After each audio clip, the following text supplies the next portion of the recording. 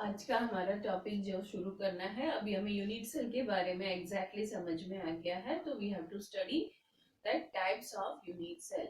Total students, if we'll consider, then unit cell are divided into two parts. That the first type of unit cell, it is known as primitive unit cell.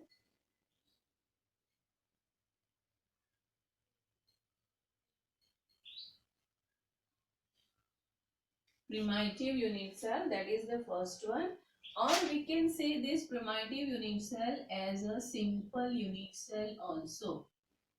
We can consider it as a simple unit cell also. And the second one is, second type of unit cell, it can be considered as a centered unit cell.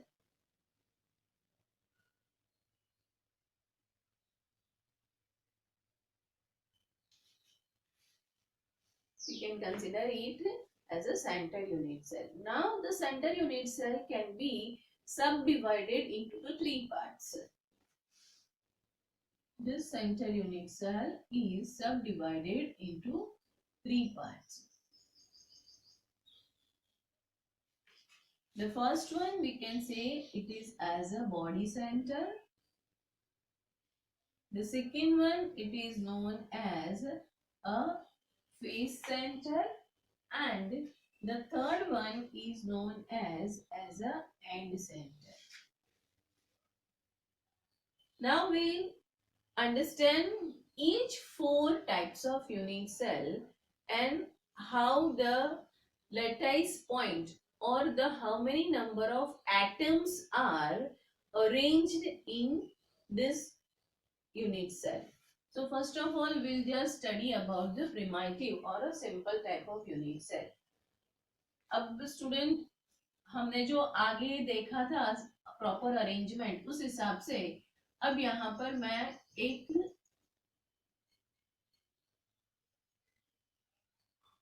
Cube बनाने की कोशिश कर रही हूँ, या तो एक lattice बनाने की कोशिश कर रही हूँ, जिसके अंदर जो भी यूनिट सेल है वो यूनिट सेल कॉर्नर में होगा. अगर यही चीज आप आपके घर की दीवार या क्लासरूम की दीवार को अरेंज करते हो, अगर वो समझते हो आप, तो वहां पर जो भी एटम्स है वो एटम, मतलब ये कॉर्नर, हमने ऊपर का जो सीलिंग है वो सीलिंग अगर हम इसको सपोज करें तो चार कॉर्नर जो है वो चार कॉर्नर में यहाँ हमारे पास में एक एक यूनिट सेल आया हुआ है. So this is the ceiling. अब यहाँ यूनिट सेल ही बता रही हूँ स्टूडेंट्स में, अब हम पूरा स्ट्रक्चर ड्रॉ नहीं करेंगे. आपको पता है कि यूनिट सेल मतलब कि एटम के अंदर का छोटा सा जो न्यूक्लियस वाला पार्ट है, उसे अब हम इमेजिनेशन करके आगे चलेंगे. तो ये चार कॉर्नर में आया हुआ है, वो हमने ऊपर का सीलिंग लिया. सीलिंग के बाद में अब ये एक दीवार होगी हमारी, तो वो दीवार के ऊपर भी ये 1 2 3 और 4, तो ये एक साइड में हमने गिना, बाकी के 4. सेम वे नीचे जो फ्लोरिंग है वहां पर, और जो यहाँ देखे हम, तो इस तरह से ये टोटल जो है उसमें हमें कितने यूनिट सेल दिखाई दे रहे हैं. 1 2 3 4 5 6 7 and 8, and these all unit cell are arranged in the corner. They are in the corner. So एक लेटाइस में टोटल 8 यूनिट सेल है. Total unit cell total is equal to 8. अब देखना ये है स्टूडेंट, कोई भी एक लेटाइस पॉइंट को इमेजिन करो, अज्यूम करो कि ये जो 1 नंबर का, ये हम 3D स्ट्रक्चर की बात कर रहे हैं, नॉर्मल फिगर नहीं है ये. तो ये जो हमारा एक कॉर्नर वाला लैटाइस है, वो लैटाइस 3D में कितनी जगह के साथ में शेयरिंग करेगा, मतलब यहाँ पर ये जो है, तो एक ये कॉर्नर का रहेगा, उसके ऊपर एक और स्ट्रक्चर आया होगा, तो ये लैटाइस यहाँ ऊपर आए हुए स्ट्रक्चर से भी वो शेयर करेगा। स्टूडेंट मैं जस्ट इस तरह से बताने की कोशिश कर रही हूँ। ये जो है यहाँ पर भी आपको शेयर करेगा, उसके अलावा यहाँ पर भी वो शेयर करेगा। तो चार जो है, ये चार मैंने बताया, 1 2 3 और 4, ये चार है वो हमारी फ्रंट साइड में रहेगा।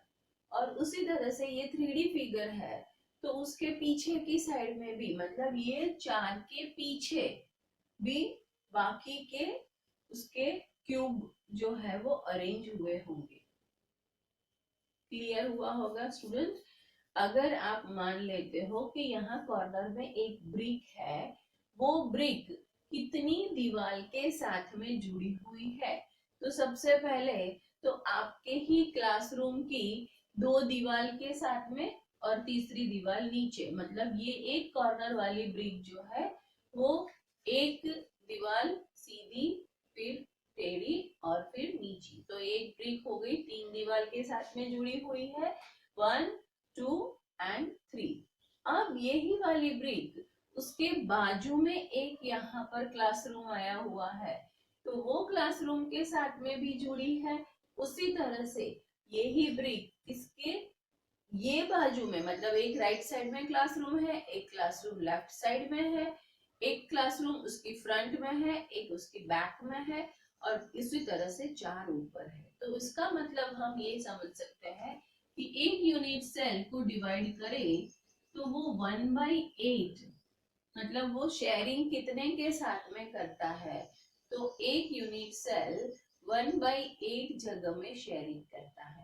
तो अब यहाँ टोटल कितने रहे एटम आपके प्रिमिटिव यूनिट सेल में? यहाँ अगर आप देखते हैं तो नंबर ऑफ एटम जो है वो ओनली 1 है, so this is the total number of atom। Student आपको क्लियर हुआ होगा ये मैंने किस तरह से आपको एक्सप्लेन किया। आपको इमेजिन करना है एक ईंट या तो एक यूनिट, जो आपका यूनिट सेल है वो कितने बाकी के यूनिट सेल के साथ में शेयरिंग कर रहा है। तो इस तरह से यहाँ पर मैं आपको,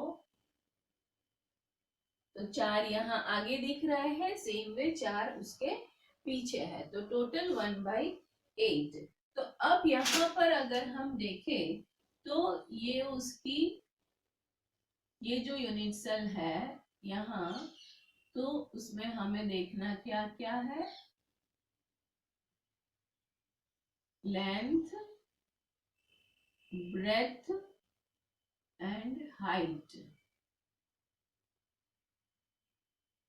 ठीक है ना स्टूडेंट्स? अगर हम ये लेंथ, ब्रेथ और हाइट जो है उसे हम देखें तो यहाँ पर length is equal to breadth is equal to height, और अगर उसी को मैं यहाँ ए लेती हूँ, सपोज ये मेरा बी है और ये मेरा सी है, मतलब हम लेंथ, ब्रेथ और हाइट को ए बी सी के हिसाब से अगर जो कंसीडर करते हैं, तो हमें इस तरह से A is equal to B is equal to C मिलता है। अब उसी तरह से अगर मैं एंगल सपोज करने की कोशिश कर रही हूं, तो एंगल मेरा ब्रेथ और हाइट के बीच का जो एंगल है, वो एंगल को मैं सपोज करती हूँ अल्फा। सेम वे ये जो मेरा हाइट और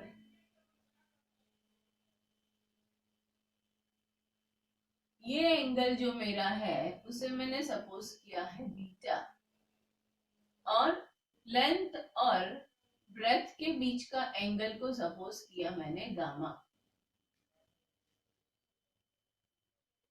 लेंथ, ब्रेथ एंड हाइट, तो ये जो है वो इसे मैंने एक्स एक्सिस बोला, यहाँ पर ये है मेरा y एक्सिस और ये है सपोज से मेरा z एक्सिस, और वो ही z एक्सिस, x एक्सिस और y एक्सिस को मैंने सपोज किया है, ये है लेंथ, ये है ब्रेथ और ये है हाइट। तो लेंथ जो है वो है सपोज b किया हुआ है हमने,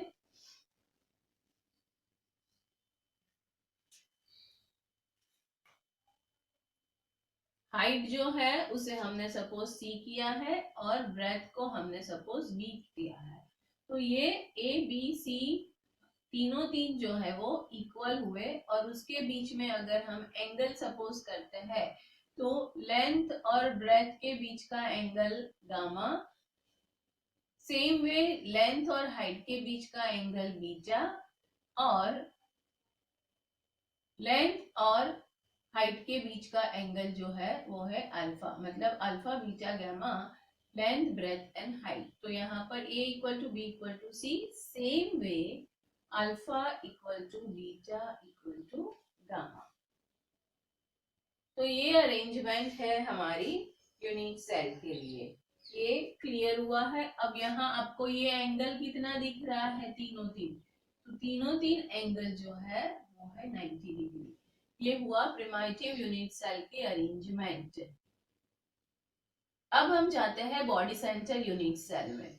बॉडी सेंटर यूनिट सेल मतलब क्या हुआ, ये तो पूरा आपके पास में ये एक जो है वो तो पूरा यूनिट सेल है ही, पूरा होल लटाइस है ही। वो होल लटाइस में आपने एक एक्स्ट्रा यूनिट सेल रखा है जो वो पूरे बॉडी के सेंटर में आया हुआ है। मतलब यहाँ क्या करना है आपको, ये आपके जो होल लटाइस है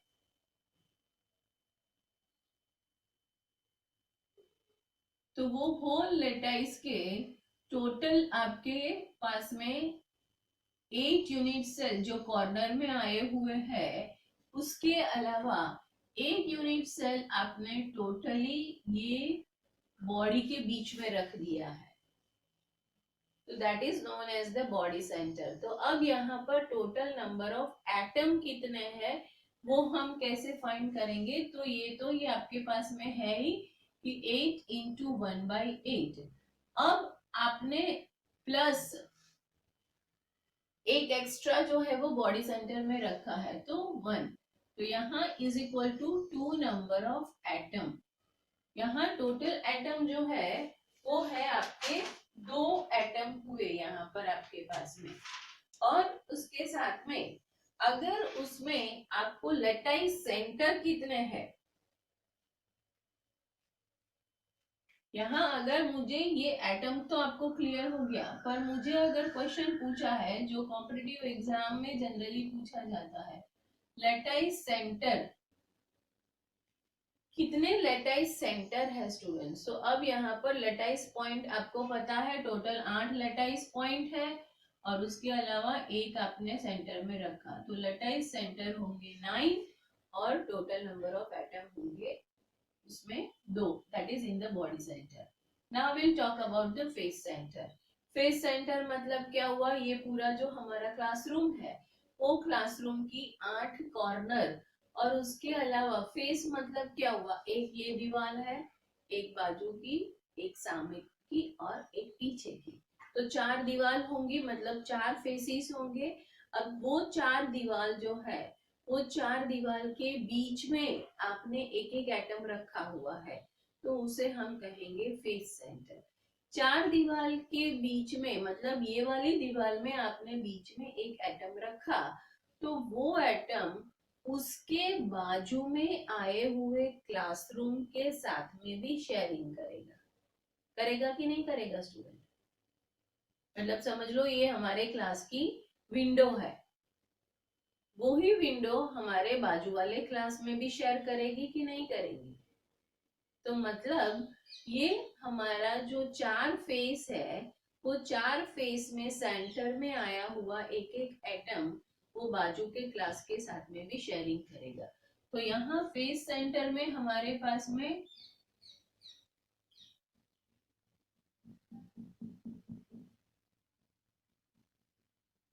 टोटल ये 8 यूनिट सेल तो है ही है,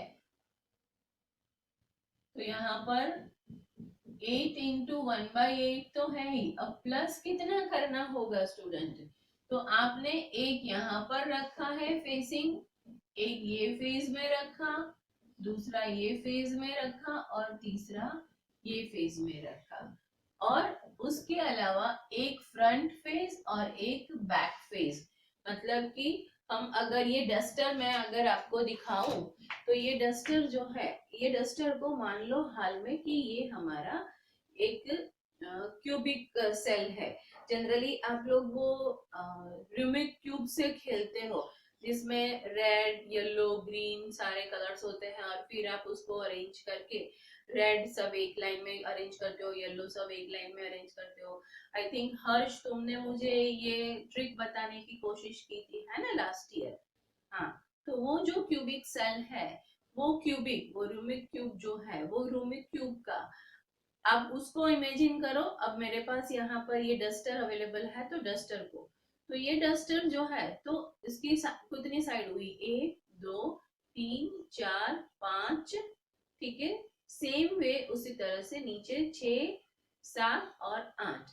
अब ये है मेरा एक फेस, ये फेस, ये फेस और ये फेस। तो यहाँ पर एक यूनिट सेल आया हुआ है, वो इसके बाजू में भी शेयर करेगा, फिर यहाँ वाला है वो भी शेयर करेगा, ये, और एक बाजू ऊपर की आई और एक बाजू नीचे की आई। तो टोटल मेरे पास में कितने फेज हुए? 1 2 3 4 5 एंड 6, टोटल 6 फेजेस हुए। Correct student? 6 फेजेस के अंदर के जो भी आपने यूनिट सेल रखे हैं वो कितने के बीच में शेयर करते हैं? 2 के बीच में शेयर करते हैं। तो अब उसके बाद में यहाँ प्लस कितना करना है? तो 6 यूनिट सेल शेयरिंग बाय 1/2। तो टोटल यहाँ पर हुए आपके पास में 1 + 3। तो number of atom is equal to 4. Now question is lattice center कितना हुआ? 8 + 6 टोटल 14। स्टूडेंट ये इस तरह के क्वेश्चन आपके एमसीक्यू में कॉम्पिटिटिव एग्जाम में पूछते हैं। जनरली आपको नंबर ऑफ एटम याद होता है पर लैटिस सेंटर आपको याद नहीं होता है, तो यहाँ पर ये भी याद रखने की कोशिश करना है। अब इसके बाद में है लास्ट वाला जो है वो है एंड सेंटर।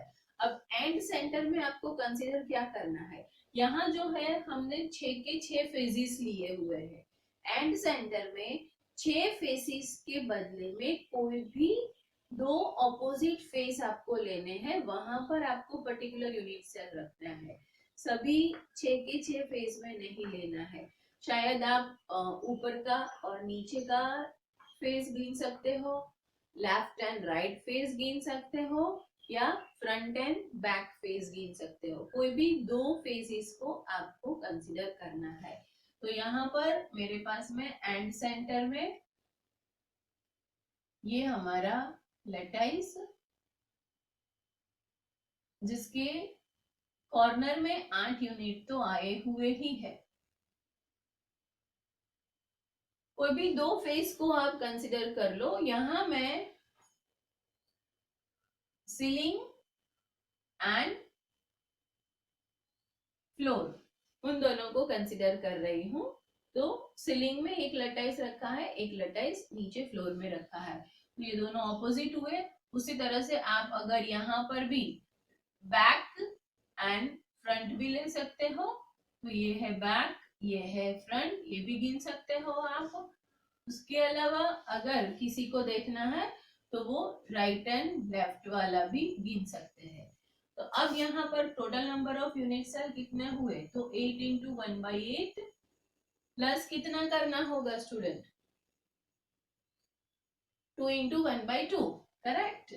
2 × 1/2। तो यहाँ पर आपको उसी तरह से, क्योंकि ये जो है वो भी ऊपर शेयर करेगा, ये नीचे शेयर करेगा।